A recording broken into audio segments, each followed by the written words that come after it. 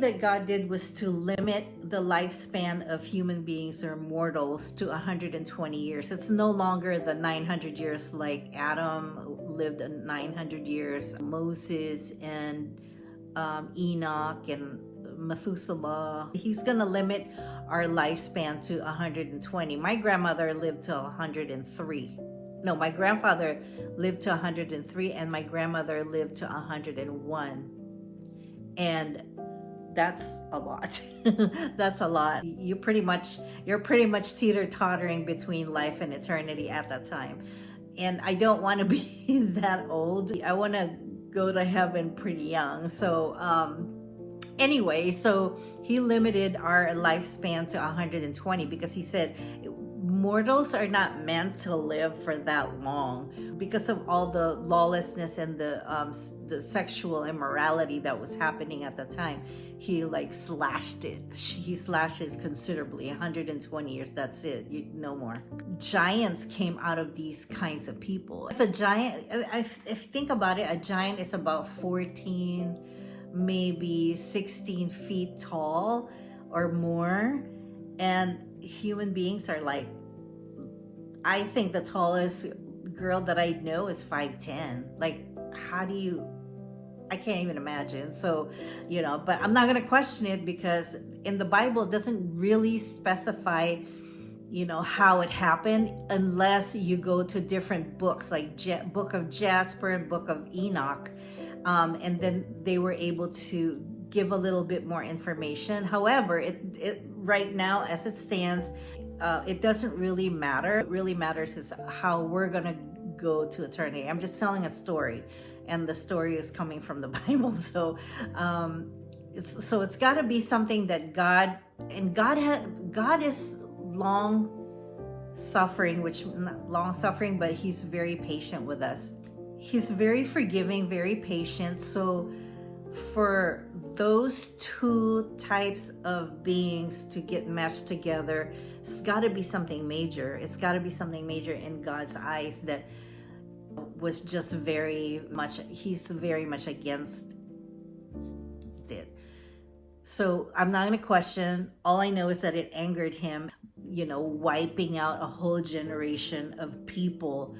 That's got to be something major to Him to have to make a decision and say, I'm killing everybody. So I'm not going to question why He made that decision. All I know is that He did make it, and that Noah was now being told to create this ark and to put all the animals that are supposed to go into the ark to be able to help him out at the end of the plan. Okay, so now at this time, it never rained. It never rained in the world. So nobody really knows what rain is, right? So Noah didn't know either what rain was because it had never happened before. So he doesn't know what to expect. All he knows is that he has to build this ark. And what type of faith do you really have? He's gotta have, when God talks about that Noah walked with Him, He's not joking. I'm not gonna question, okay, I'm gonna build this ark and these are the specification, cubits this, cubits that, and they said that it was bigger than the Titanic. It had to be because of all the different species of animals that you had to fit in there.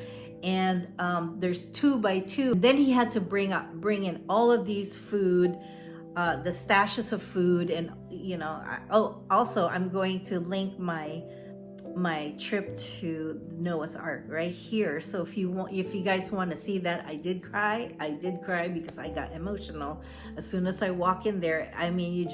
If you have that Spirit of God in you that's raging inside your heart and raging inside your body, raging inside your soul, the minute you walk in through the entrance of the ark, you're going to feel God's presence. You're going to feel every single feeling that spiritually, it's going to overwhelm you. At least it did me. And I think I was the only one crying, but I was crying. And some of my friends, when they saw it, they said that they start crying too, because it does make you feel so emotional. It's like I'm having goosebumps right now, just remembering, you know, the place and how it made me feel when I was in there, just knowing that, you know, and just seeing visually what I only had faithfully, knowing the story of Noah and you know what happened at that time. And there were dinosaurs, guys. He had to bring all the animals in there, and all the animals that existed at that time were dinosaurs too. They had dinosaurs, and you know, and all the animals, when they spread out into different parts of the world, they transformed into, you know, different looks, like, you know, like maybe a dinosaur turned into a kangaroo. When they went to Australia, they got smaller or whatever, but there was an influence that happened.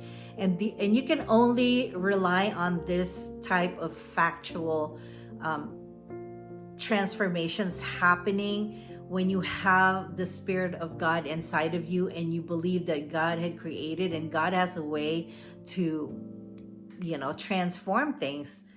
With God, everything is possible.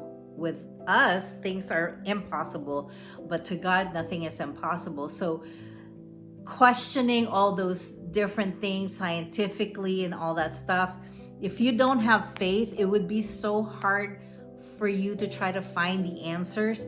But if you just have faith inside of you, knowing that the God that you worship, that you praise, that created you, just had, you know, that type of capabilities that he can do. And so it's really not our place to ask. And the only reason why we're asking is because we're humans. We don't have that intelligence yet, that we don't have the intelligence and the heart that go together perfectly. You know, maybe sometimes we can feel that, but we're not in the perfect state of our being yet, because we're still here on earth. So our little minds will go ahead and question stuff like that. But I don't want to question anything, even though I do have questions. Don't get me wrong, I'm still human, you know. And some of the questions that I have is like, how did a kangaroo happen? Was the kangaroo there before? Why are there lions and tigers and bears and stuff? You know, how did they progress into smaller, like how did the dogs become domesticated? We don't know, and we shouldn't even question it. We just should accept it in our hearts that God created it to be that way, and God has a way of manipulating nature, because he created just like us. He created us, so it's easy for him to manipulate nature like us. Here's something interesting that I read on theenduringword.com. If you guys want to look this up yourself, I have it linked in the description box. So if you guys want to read it for yourself, go ahead and do so. Just please do it. It's very, very interesting. This is interesting because it says here, every intent of the thoughts of his heart was only evil continually. This is still part of Genesis 6, right? And it explains, this says a lot. It means that there was no aspect of man's nature not corrupted by sin, which means that every aspect of our living being as a man, as human beings, are corrupted by sin. Our thoughts, our words, our deeds, our plans, our actions, everything that you can think of, everything that we see, everything that we hear, everything that we speak of is all corrupted by sin. That's a reality. There's just nothing we can do about that. This is how we were born to this earth after Adam and Eve fell from grace. It's just who we are. There's nothing we can do about that. So it's really, just don't fight that fact, because if we fight that fact, the more it's like the more you diet, the more you're hungry. That's how I compare it with. So the more you think, no, I'm not sinful, no, I'm not sinful, no, I'm not sinful, the more you're gonna sin. That's just the reality of it. I'm sorry, but I'm not so sorry either. It says, Jesus says, as the days of Noah were, so also will the coming of the Son of Man. This is you can find this Matthew chapter 24 verse 37. In other words, the conditions of the world before the coming of Jesus will be like the conditions of the world before the flood. Okay, that's a lot to unpack, because when these humans were being sexually perverted, committing all kinds of sin against God, he got so overwhelmed, and he's like, I wish I never created them, but this is how they are, so I have to wipe everybody out. He did that then. He did that in Israel when they were complaining, when they were in the desert complaining about, we should be back in Egypt, it was better there, at least we got to eat, blah blah blah, and we only got manna now, and blah blah blah. So they were complaining, God wiped them out. The flood happened, God wiped them out. So he said, but he did say that he's not going to wipe us out with the flood anymore ever again, but he's only going to do it by fire. Well, Sodom and Gomorrah, same thing. It happened. He singed everything. You know why? He has the authority to do that. And if people do not accept the fact that, they're complaining like, oh, God shouldn't have done that. If he was a real God, he shouldn't have killed people, blah, blah, blah. He alone has the authority to take our lives. No one else can. If there's a war that happened in Israel and those days, the biblical days, if there's a war, it was authorized by God. I'm not going to do it myself.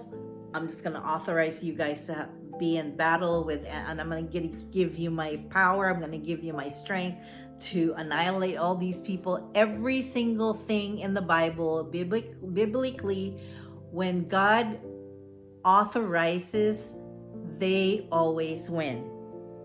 So just like when the British people or English people did not want to be in England anymore because they were being suppressed, they were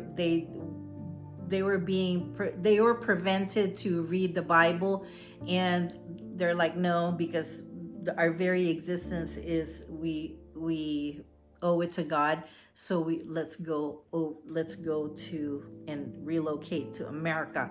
God was able to push those ships to get to America in one piece, okay? But even if they were faced with so many troubles and turmoil when they got here, they pushed through, and they were able to push through and survive in America. The Bible is a book that goes all the way to Revelation. However, in between the last book of the New Testament before the Revelation, in the Revelation, there's a gap, okay? There's a gap. In that gap, there's still Bible stories that could fit into it, just like the story of America. There's just a lot of things in the Bible that we don't even know about, that we just hear about, that somebody wrote about, and other than them giving us the information, getting the information to us, we don't know what else happened. I have testimonies. You have testimony. You may have testimonies. I have testimony on how I became a Christian. Every single person that became a Christian that's a follower of God now have been given a testimony in their lives, and how they were able to reach the summit of their lives where they can just gain souls for him, gain souls for him. And I'm one of those people, very proud of it. And one of these days I'm going to give you, or maybe I'll do it after this video. I'll tell you my testimony. It's going to be unbelievable, but just like faith, you just have to take my word for it, because I'm not, there's no reason. It wouldn't benefit me to lie to anyone and, just tell a story out of nowhere, because this is my story and this is my testimony. This is why I'm doing what I'm doing right now. And so that's that. But let's finish chapter 6.